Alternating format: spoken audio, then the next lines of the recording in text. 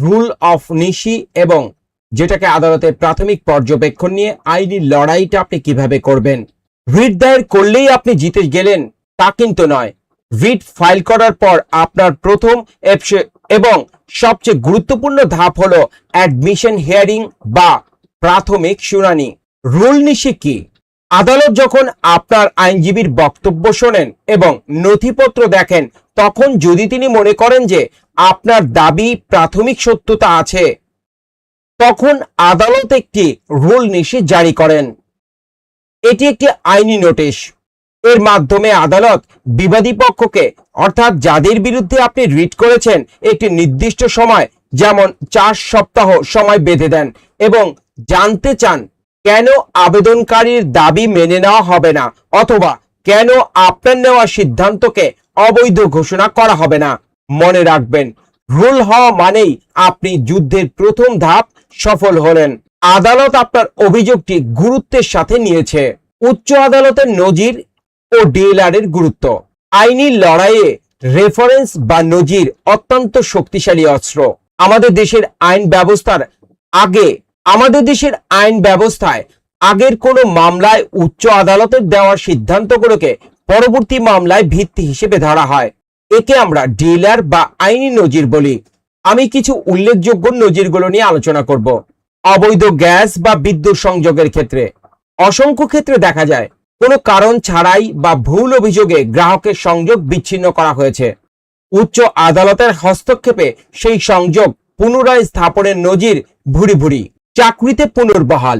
যদি কোনো সরকারি কর্মকর্তাকে বিধি বহির্ভূতভাবে ওএসডি করা হয়, তবে রিটের মাধ্যমে সমর্যাদায় আপনি পদ ফিরে পাওয়া অনেক রায় রয়েছে। অবৈধ উচ্ছেদ বন্ধ।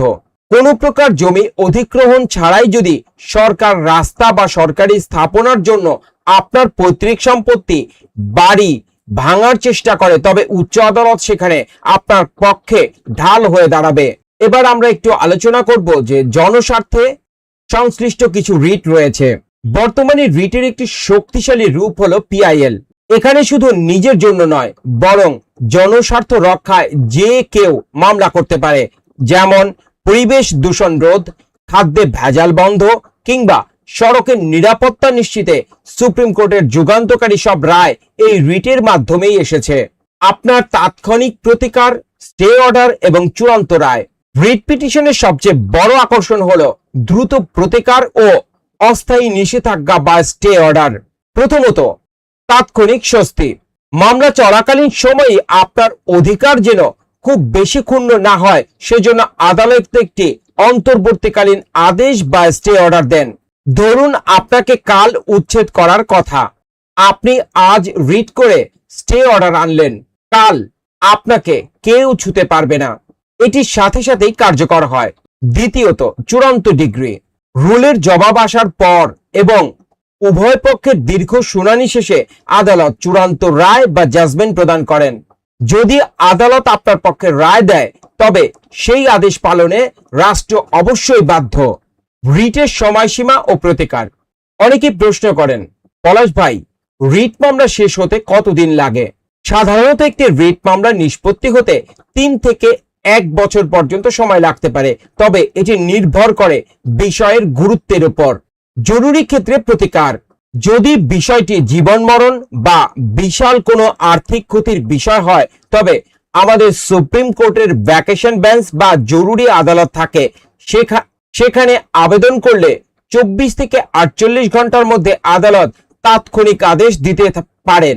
রিট হলো এমন এক জায়গা যেখানে ন্যায় বিচার থেকে আপনাকে বছরের পর বছর ঘুরতে হয় না, যদি আপনার নথিপত্র সঠিক থাকে। আপনার নথিপত্র কি সঠিক আছে? কমেন্টসে লিখুন। আমরা বিচার করছি আপনার কেসটি রিট যোগ্য কিনা।